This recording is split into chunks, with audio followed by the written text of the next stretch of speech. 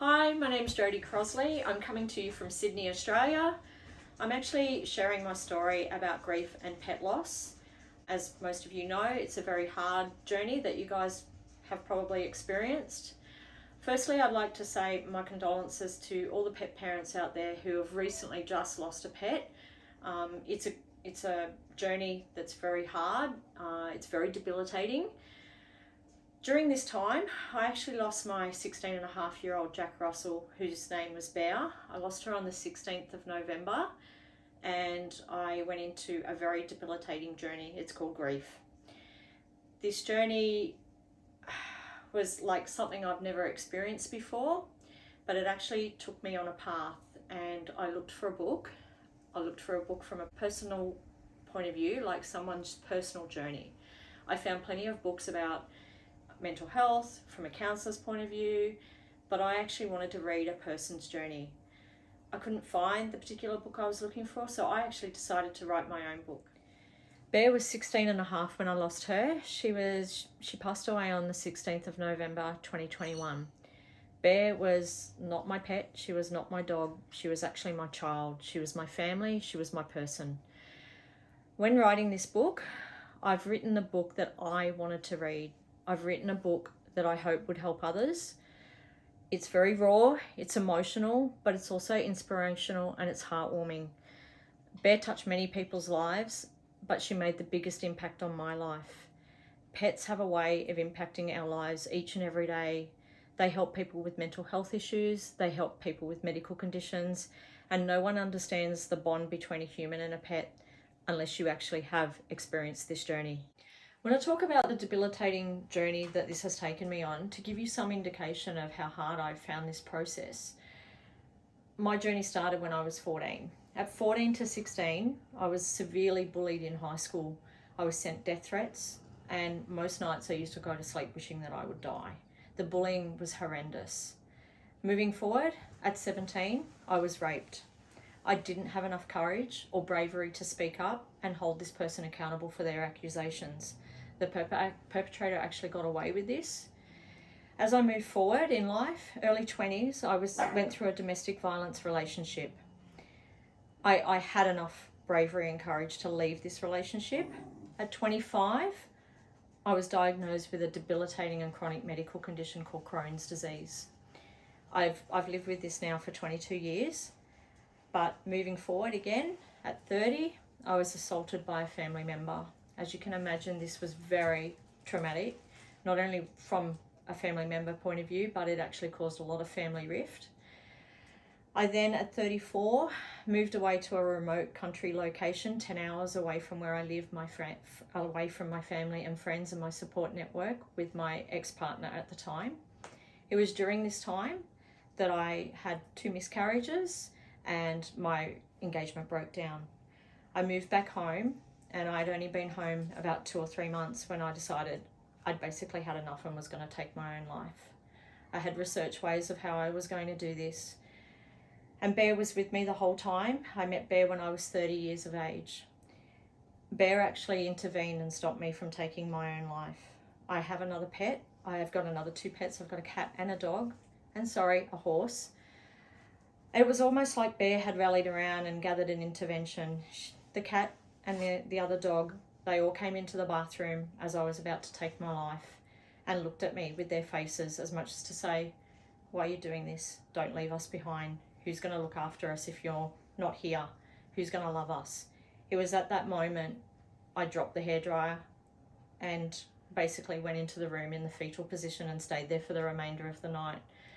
Both Bear and Angel comforted me and didn't leave my side. I can wholeheartedly say if it wasn't for Bear that day, I would not be here making this video and trying to help others with my plight with grief. I can tell you wholeheartedly that this has been the biggest impact on my life. I've been through so many things, but losing Bear has definitely been one of the hardest. As a pet parent, we do everything that a normal parent does.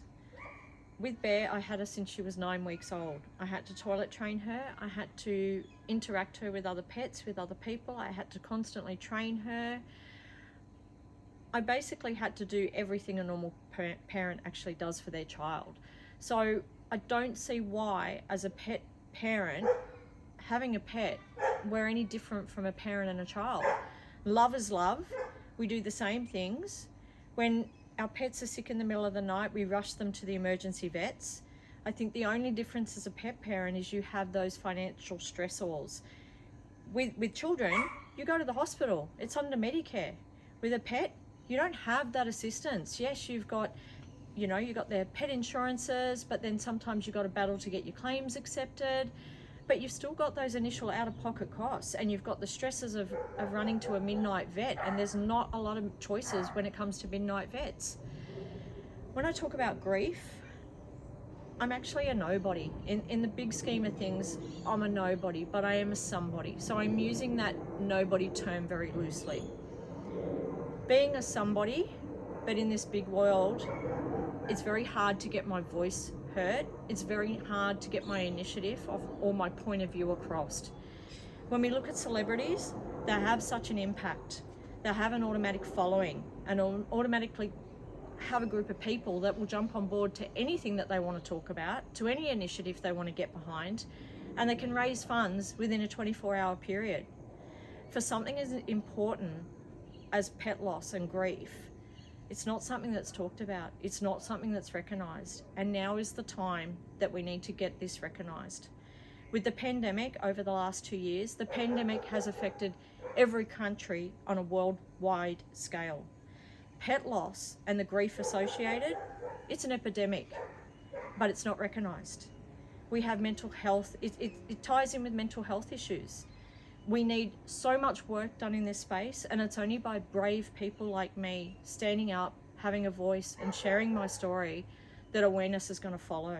And that's the change I want to create. I want to bring awareness to the table, and I want pets and pet parents to be acknowledged.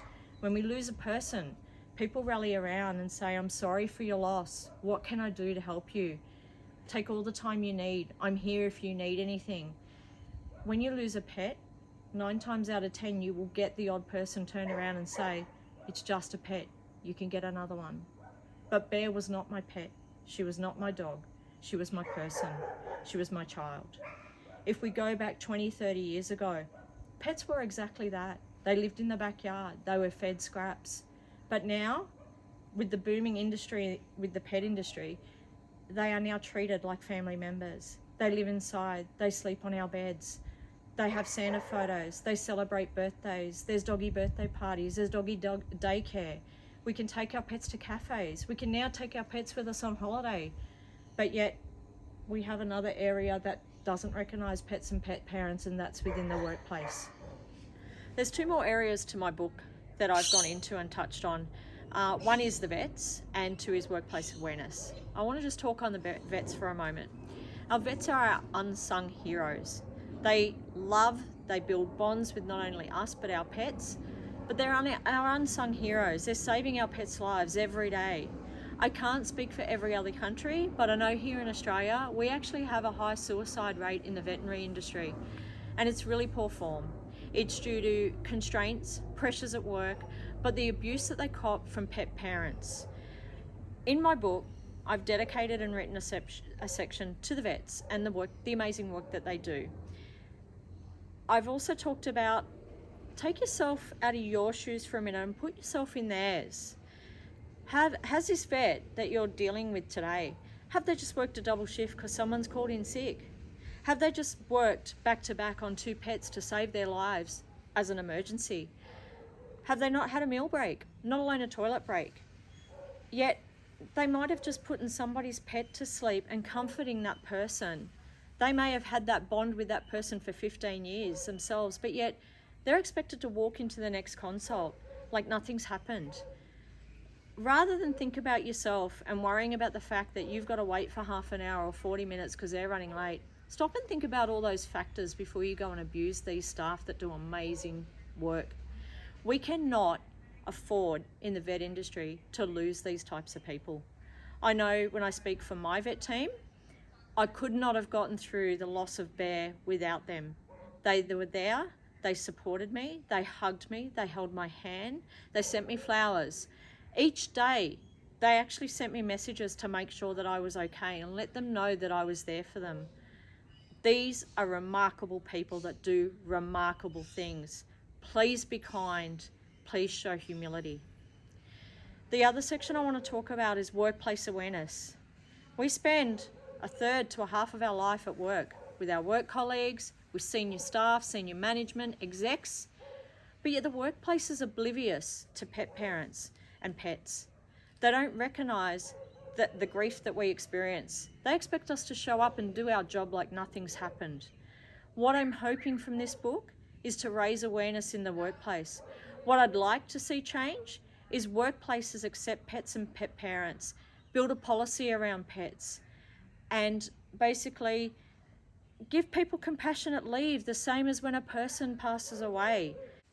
Our pets are a big part of our lives, and it's about time community and the world acknowledge that.